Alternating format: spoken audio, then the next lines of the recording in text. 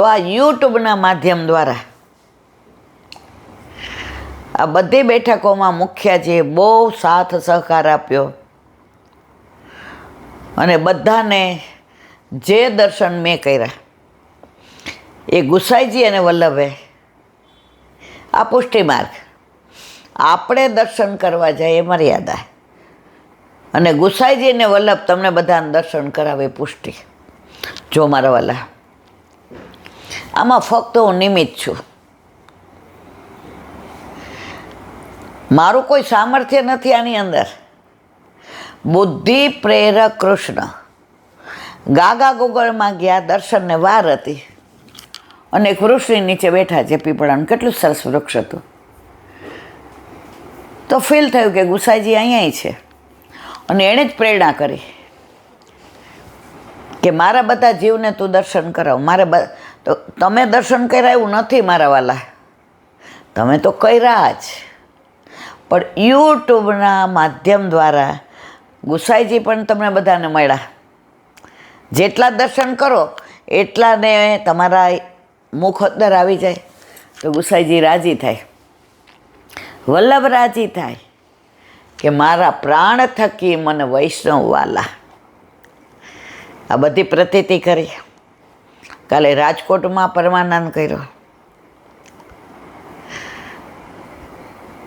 બધાય અજાણ્યા હતા, બરાબર, પણ ફોન દ્વારા નહીં, સત્સંગ દ્વારા બધાય જાણીતા હતા. એક એક ચહેરાનું નામ મને નહોતી ખબર, નામ એનો નાશ, પણ એ બધાના મુખારવિંદ મને કહેતા હતા કે અમે વલ્લભના છીએ. મેં તો હું વલ્લભ નહીં. વલ્લભના હોય એ વલ્લભના સગા. 84,252 વૈષ્ણવ સગાને સંબંધે, છૂટી દોરી તૂટી મારી માયાની ગ્રંથિ. તો આપણા સગા સંબંધી કોણ? વૈષ્ણવ. તો કાલે આ બધા આવ્યા. એની હું સગા સંબંધી છું કે મને ખબર નથી, પણ મારા સગા સંબંધી હતા. પિયર હોય કે સાસુ એ તો સમજા, એનાથી ને કંઈ મને ફેર નથી પડતો. માનો કે એક દિવસ ત્યાં ન ઉતર્યો તો કોઈ વૈષ્ણવને ઘેર ઉતરત. પિયરવાળા કે સાસરીવાળા પણ અન્ય માર્ગી હોય તો બને ત્યાં સુધી દૂર રહેવું. તો કાલે જે માહોલ જોયો, તો બસ હું બધાને વંદન કરું છું. બધાને મારા હૃદયમાં, એટલે કે સાગરને ગાગરમાં ભરીને લઈ આવી. પ્રેમ તમારો હતો, અભિવ્યક્તિ મારી હતી. આ બોલવા પાછળ વલ્લભે શું કીધું? પ્રેમ તમારો હતો, અભિવ્યક્તિ મારી હતી. ભાવ તમારો હતો, ભાવ તમારો હતો, પરંતુ આવાગમન મારું હતું. તો એવા મારા રાજકોટના બધા વૈષ્ણવને જેટલા આવ્યા, જાણ્યા અજાણ્યા, રાજકોટ હોય કે જેતપુર હોય કે વીરપુર હોય કે ધોરાજી હોય, એ બધાની હું ખૂબ ખૂબ આભારી છું. બસ જ્યાં સુધી ભૂતલ પર રહીએ ત્યાં સુધી આપણે આવી રીતે મળતા રહીએ. કદાચ શારીરિક દેહથી ના મળીએ, પણ આત્માથી તો રોજ મળીએ, કારણ કે તમે ને હું આત્માના સંબંધી છીએ. એટલે પરમાત્મા આપણા બધાના હગા થાય છે. જો ભોજનમાં આમંત્રણની રાહ હોય, ભોજનમાં ન હોય. એક નાની ભૂલ થઈ મારી કે મેં આગલા દિવસે એનાઉન્સ કર્યું. એટલે ઘણા લોકો શું ક્યાંય ગયા હોય, કશું હોય તો 2 દિવસનું ભેગું સાંભળે. તો કાલે ઘણા બધાના મેસેજ આવ્યા, ઘણા બધાના ફોન આવ્યા, લીલાબેન અમે રહી ગયા. એમાં વાંક મારો હતો. પણ આ હોલ અમને 2 દિવસ પહેલાં જ મળ્યો. પહેલાં કાલાવડ રોડ ઉપર નક્કી કરતા હતા, પણ ત્યાં એમ થાય કે બધાને દૂર પડે. રાષ્ટ્રીય શાળા એવી વસ્તુ હતી કે જે બધાને મધ્યમાં પડે. તો બસ વલ્લભે કૃપા કરી અને તમને મને મેળવી દીધા. અને એવા મેળવા કે પુરાણની પ્રીત યાદ આવી ગઈ. પેલું રાધાજીનું છે ને, તું ના વ્રજની નારી સૌ મતવાલી, એમાં સૌથી વધુ તું મને વાલી, તારી સાથે મારી પ્રીત પુરાણી છે, તારી આંખો કેમ ભીંજાણી છે. તારી સાથે મારી પ્રીત પુરાણી. તો મારા વાલા વૈષ્ણવ, આપણી પ્રીત પુરાણી છે. જો કાકા મામા ફોઈ હોય તો કહેવાને, બાકી લેવાના.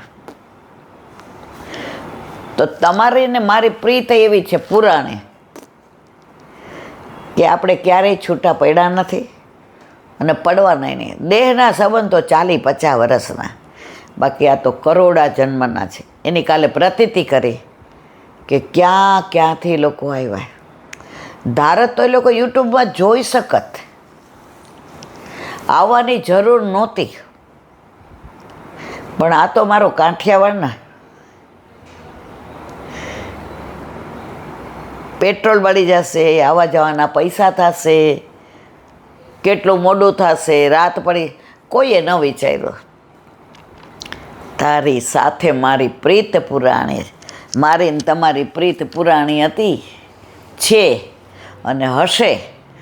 તો હું અમદાવાદથી આવી અને તમે બધા જગ્યાએથી આવ્યા.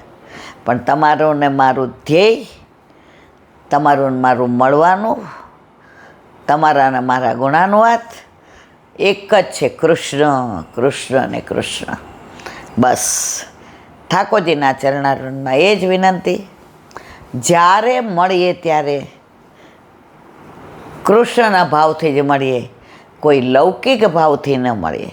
બીજું મારે બધાની એક માફી માગવાની છે. 60થી 70 વૈષ્ણવો આવ્યા વિનંતી. મેં તો વિનંતી કોને કરે?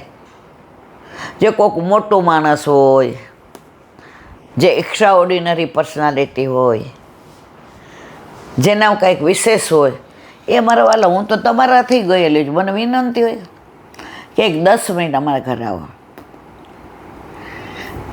મારે ના પાડવી પડી, મને બહુ દુઃખ લાગ્યું. પણ શું કરું, હું 70ના ઘરે 10-10 મિનિટ જાઉં એટલે સવાર પડે કે ન પડે મારવાલા. બસ તમે બધા સમય કાઢીને આવ્યા અને એટલી જ શાંતિ જાળવી, આંખમાં આંખ પરોવીને.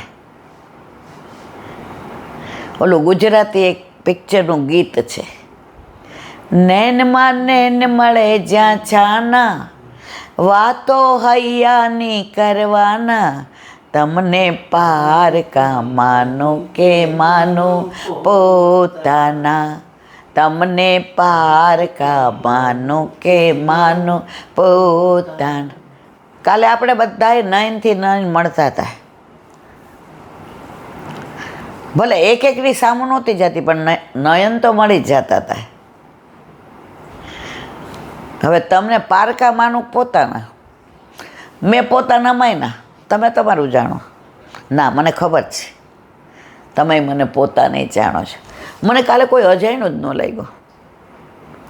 મને એ જ રાજકોટ,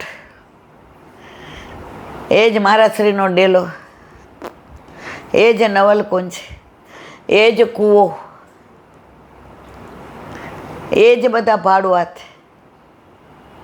એ વિમળાબેન હોય કે કડવી માસી હોય કે હીરા ભાભી હોય કે ચંપાબેન હોય કે પછી વર્ષા રંજનના મમ્મી પપ્પા હોય કે મારી બા સમજોબેન હોય એ જ મારો ડેલો ને એ જ બધા વૈષ્ણવ કાલે મેં મહેસૂસ કર્યું. બસ તમને બધાને એ જ વિનંતી કે કોઈને હા પડાઈ ગયું હોય, ના પડાઈ ગયું હોય કે કાંઈ કહેવાઈ ગયું હોય થાકના લીધે તો ક્ષમા કરજો. બોલો વલ્લભા. એક નાની વાત છે, ઘણીવાર કોઈ ભગવદીયો કે કોઈ ગુરુ આપણા હિતનું કંઈ કહે પણ આપણને ગમે નહીં, અને આપણે ઘણાના દોષ જોઈએ. આણે આમ કર્યું, આણે આમ કર્યું, આમણે આમ ન કરવું જોઈએ, આણે આમ કરવું જોઈએ. મારા વાલા, કરતુમ અકર્તુમ અન્યથા કરતો. જે કરશે મારો વાલો આપણા હિતનું કરશે. એનો એક નાનો દાખલો,